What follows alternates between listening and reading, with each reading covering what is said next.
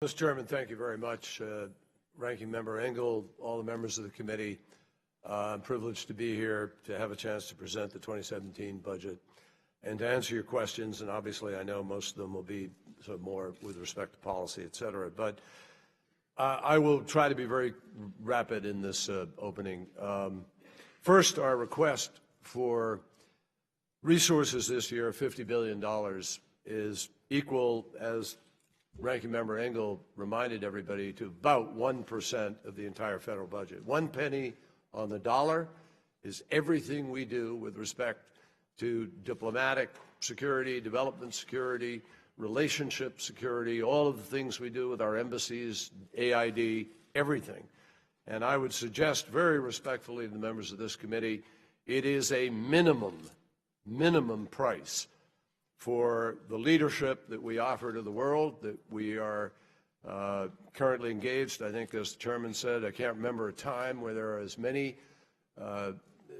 hotspots, as many difficult challenges because of the transformation taking place. And as a result, we are engaged in more places simultaneously than at any time that I can remember in my public life. The scope of that engagement is, frankly, essential to protect the interests of our country, to project our values, and to provide for the security of the United States. We're confronted today by perils that are as old as nationalist aggression, state actions, and as new as cyber warfare, and non-state actors who are the principal protagonists in today's conflicts, as well as dictators in too many places who run roughshod over global international norms, and also by violent extremists who combine modern media techniques with medieval thinking in order to wage war on civilization itself. And despite the dangers, I come to you unabashedly ready to say that we Americans, I think, have many and profound reasons for confidence. In recent years, our economy has added more jobs than all of the rest of the industrial world combined. Our military, our armed forces, are second to none. My friends, it's not even close. Our alliances in Europe and Asia are vigilant and strong and growing stronger with the TPP and with the rebalance. And our citizens are frankly unmatched with any country in the world in their generosity and their commitment to humanitarian causes, to civil society, and to freedom. We hear a lot of verbal hand-wringing today, but I, for one, will tell you that despite my deep respect and affection for my colleagues that I have worked with these last 3 years plus, I wouldn't switch places with one foreign minister in the world.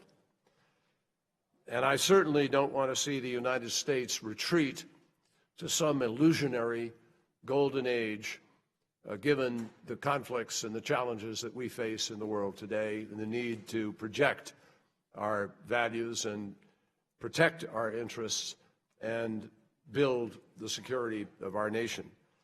So I frankly think that here and now we have enormous opportunities that we are seizing.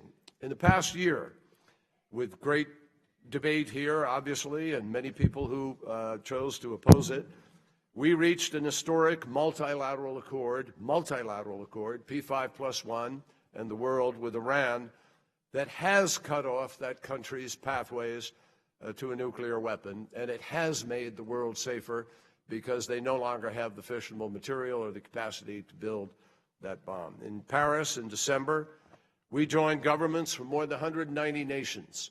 That's not insignificant that 190 nations agreed on specific steps, comprehensive agreement to curb greenhouse gas emissions and limit the most harmful consequences of climate change that we are witnessing to a greater degree every single day. Witness the drought in California, the increased flooding, the increased numbers of fires, the intensity of storms, the fact that we spent about $8 billion in response to the intensity of those storms over the course of the last year alone, compared to the minimal cost that we are asking you to provide for the Global Green Climate Fund. In addition, we signed the Trans-Pacific Partnership, which will ensure a level playing field for American businesses and workers, and it will reassert the United States leadership in a region that is vital to our interests.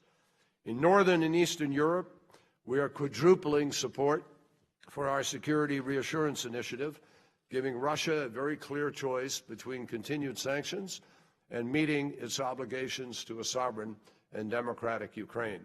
In our hemisphere, we are helping Colombia to end the globe's longest-running civil conflict, though there are still hurdles in that effort. We're working at it. We're aiding our partners in Central America to implement reforms that will reduce the pressure for illegal migration. In Asia, we're standing with our allies in opposition to the threats posed by a belligerent North Korea, and we're helping Afghanistan and Pakistan to counter violent extremism, and we are encouraging resolution of competing maritime claims in the South China Sea. With friends in fast-growing Africa, we have embarked on specific initiatives to combat hunger, to promote health, to empower women, to fight back against such terrorist groups as Al-Shabaab and Boko Haram. And of course, the administration recognizes that the threat posed by violent extremism extends far beyond any one region and will not be addressed simply by military means. So the approach we have adopted is a comprehensive and a long-term one. Diplomatically, we are striving to end conflicts that fuel extremism, such as those in Libya and Yemen. And we also work with partners to more broadly share intelligence. And as everybody here knows, we have forged a 66-nation coalition to counter Daesh, and we will defeat Daesh. I have no question about that. We've just moved with troops that we support on Sabati. We are making enormous progress there. We have, together with the enormous efforts of the Iraqi military, now liberated 40% of the territory that was held by Daesh. We're moving on Heat. We will eventually move on Mosul. We've cut off the road of access to Raqqa and Mosul. There are many other things happening that we can discuss in the course of the morning. We're assisting the government in Baghdad as it seeks to professionalize its security forces. And through the International Syria Support Group, which we formed and put together, we have helped design a plan that has resulted in the delivery of a possible cessation of hostilities to take place on Saturday.